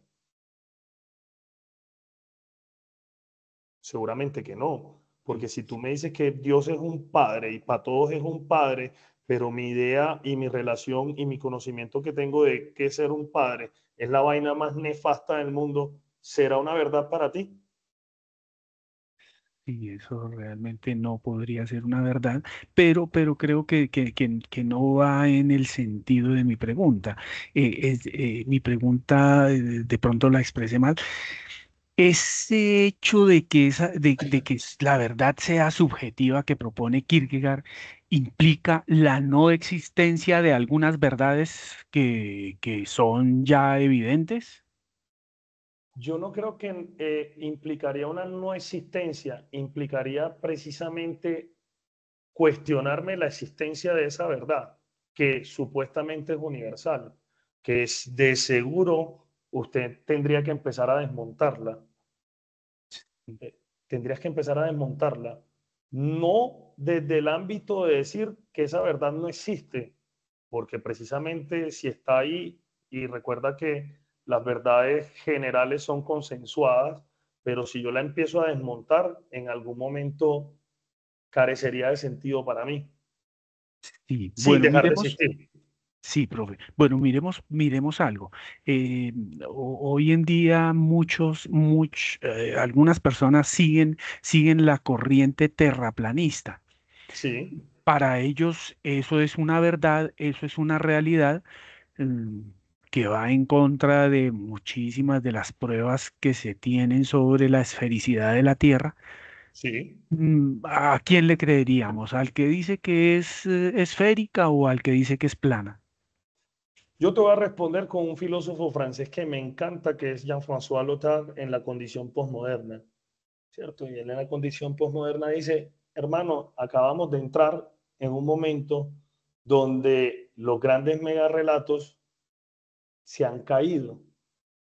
Y se han caído porque no nos representa al individuo una conexión con, ya lo había dicho Kierkegaard casi ciento y pico de años atrás.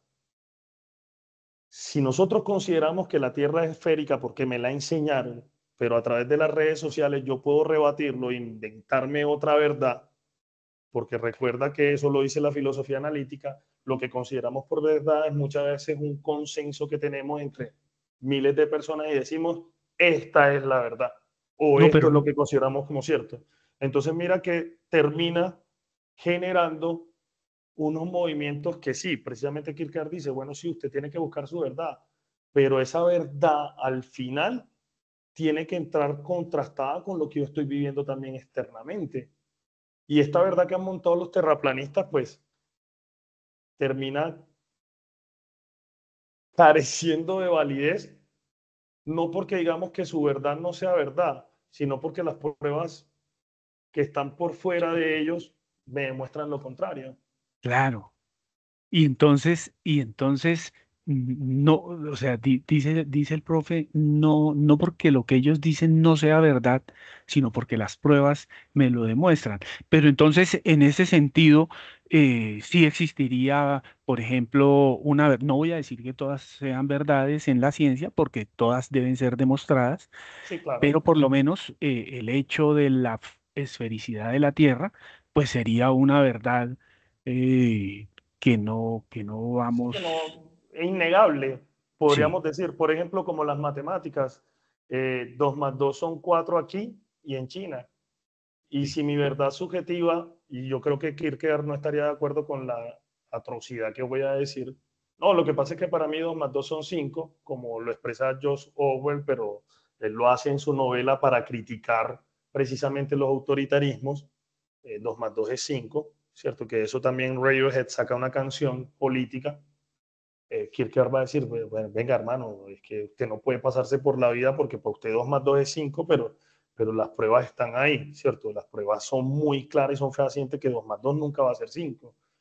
Cuando él te habla de la verdad subjetiva, no es que tú vayas contracorriente porque te da la reverenda gana de decir que mi verdad es esta y muero por esta razón. No, es que es una verdad que va a trascender porque tiene una validez espiritual. Recuerda que siempre es una conexión con Dios y esa conexión te va a permitir que tu verdad tenga un sustento, ¿cierto? Ya es una relación muy íntima Por eso es que Kierkegaard, y terminé con esa última diapositiva en la presentación, se nos complica, ¿sí o no? Porque bueno, pero bueno, ¿y cuál es la verdad subjetiva? No, te toca a ti, te toca a ti, te toca como buscarlo. Y es un asunto que hemos olvidado, que ocurre también en los diálogos platónicos, la mayoría son aporéticos.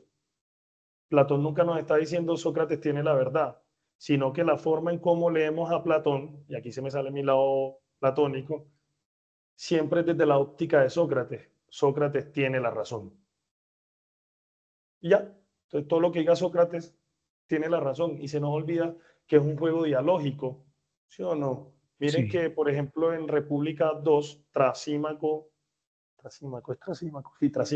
sí, se va a Piedro porque Sócrates, Glaucón y Adimanto no quieren reconocer que el hombre tiene algo de razón, porque ellos se enfrascaron en otra discusión y entonces Trasímaco dijo, con mucha violencia, ahí les dejo su discusión, trío de Higüe, y se va, ¿sí o no? Entonces como, pero eso tiene una razón de ser dentro del elenco platónico. Es como, no creas que lo que está diciendo Sócrates es la única verdad. Aquí tenemos que ponerlas todas en discusión. Pero nosotros leemos un diálogo platónico y es una crítica que hacen muchos académicos platónicos como si fuera una especie de doctrina. Entonces sacamos fragmentos de Sócrates para decir, este es el pensamiento platónico.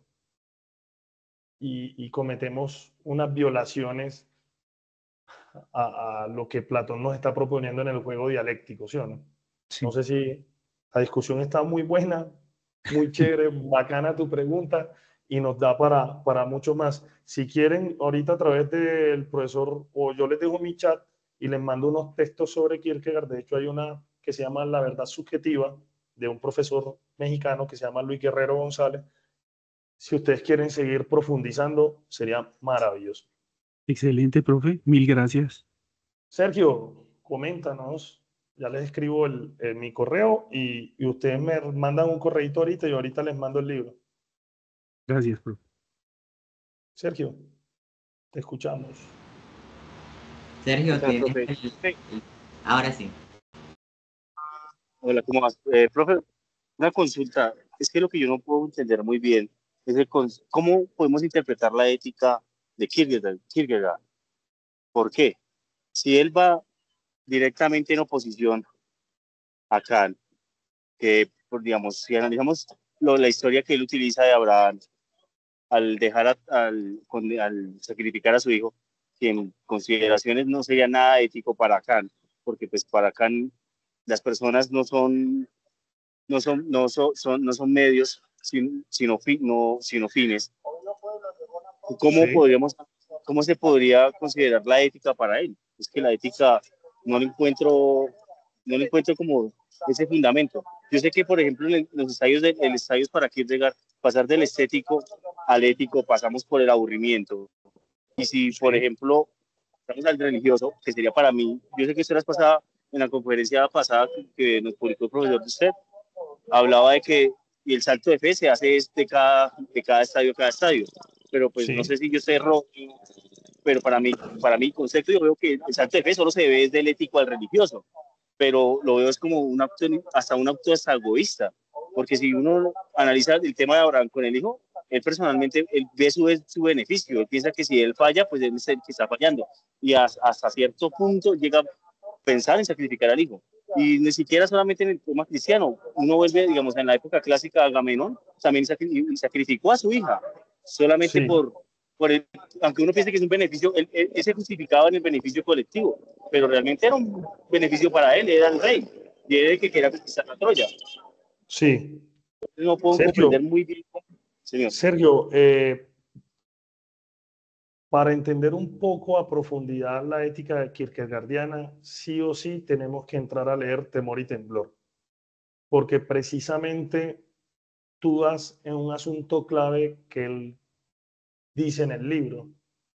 Sí, todos hablamos de una ética universal, una ética que a todos nos, pero él dice, no, hermano, la ética se acaba como universal, se acaba cuando el individuo es puesto a prueba. no es una especie de relativismo, sino que cuando el individuo es puesto a prueba a través de esa ética universal, el individuo entra en una tensión entre lo que se considera como ética universal y lo que el individuo desde su subjetividad entra a poner en la tensión. Por ejemplo, tú acabas de decir de Agamenón que si Agamenón no lo está haciendo al final por un asunto de beneficio para todos, él lo está haciendo por un beneficio en últimas personal. Entonces esta tensión de la ética o entre lo que yo soy como individuo y mi relación con lo universal, con lo ético universal, lo que muestra es un desafío final a qué extendemos por esas normas establecidas y qué tanto yo como individuo verdaderamente las voy a cumplir. Y miren que ese salto de fe que se da entre lo ético y lo religioso precisamente implica un desafío con la autenticidad, con la elección personal y mi relación con lo divino, lo que hace que la ética kierkegaardiana salga de esto que hablamos como ética universal y se profundice hacia una ética subjetiva y contextual. Ahora bien, esto nos genera otra serie de problemas, porque entonces Kierkegaard prácticamente te está diciendo, vea, no es que sea relativista, pero su cumplimiento de la ética o de lo ético, si no está amarrado a ese estadio también religioso, usted simplemente queda cumpliendo lo que le dicen los demás que deba cumplir. Porque usted para ser verdaderamente ético, al final debería ser verdaderamente religioso. Entonces, Kierkegaard nos mete, como dicen en la costa, en camisa de 11 varas, porque al final el individuo es el que está obligado a cuestionarse si él está cumpliendo lo ético, sea por temor a fallarle a los otros, sea por un compromiso personal, o sea porque está buscando ese salto que lo lleve a la relación con la divinidad. Ahora viene la pregunta, ¿cuál de todas estas es el mejor camino? No, profe, ahí sí sería un tema de, digamos, por Claro. eso yo lo analizo en el concepto de pronto como si Kierkegaard fuera un anarquista cristiano. Porque Sí, en parte esa expresión me encanta, primera vez que la escucho. Y sí, recuerda que él está peleando contra lo que la iglesia luterana de su época dice que es el cristianismo y dice que son los comportamientos éticos. Dice, pero venga, ustedes están viviendo una vida que la iglesia me dice, esto es lo bueno, pero finalmente no. Aquí me recuerdo una anécdota de la muerte de Kierkegaard y discúlpenme si me llevo un ratico más, pero es que es muy bacana. Kierkegaard está a punto de morir, está en el hospital, vamos a ponerlo como ahí, o está en su casa, creo que es que está en su casa, y el único amigo que tiene le dice, ve, mira, te vamos a traer la comunión para que, no jodas, te vayas en paz con Dios. Y el man dice, ven acá, ¿y quién me la va a dar? Tu hermano mayor. No, él es un vendido, él es un borrego de la iglesia luterana, entonces yo no me voy a tomar ninguna comunión. Horas después, el hombre muere. La iglesia luterana de Copenhague le hace un homenaje a Kierkegaard y uno de sus sobrinos entra en el entierro y dice, ustedes son los más hipócritas del mundo porque este tipo lleva casi 7, 8 años peleando con la forma de cómo ustedes viven el cristianismo. El hermano de Kierkegaard hace un discurso en el entierro tratando de mostrar que Kierkegaard está loco. Estuvo loco todo el tiempo, entonces no hay que pararle bola a lo que él hace. Al final, cuando ya pasa toda la parafernalia del entierro de Kierkegaard, el hermano de Kierkegaard, el hermano mayor, el único que le sobrevive, que es obispo, termina loco. El man renuncia a la iglesia porque se da cuenta que efectivamente todo lo que la iglesia está haciendo va por mal camino y olvida su ministerio religioso. Entonces, pareciera una ironía que después de muerto, Kierkegaard obtiene la razón. Es un anarquista religioso porque lo que se está proponiendo como comportamiento ético religioso universal es indebido. el individuo es el que tiene que empezar a establecer también desde su relación con la divinidad qué es lo bueno, que es una tarea muy difícil.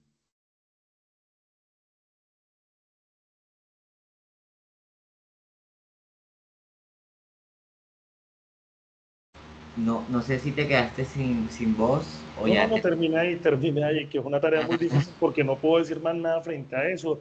Y frente a eso apelo a lo que decía Wittgenstein, de lo que no se puede hablar es mejor callar. Muy bien, estimado Sandro, gracias por la presentación. También a todos los que participaron y se quedaron hasta el final. Y bueno, yo creo que podemos dar por terminado el encuentro de hoy. Chicos, muchas gracias a los que hicieron preguntas. De verdad que es muy satisfactorio, que es muy rico que se genere la discusión.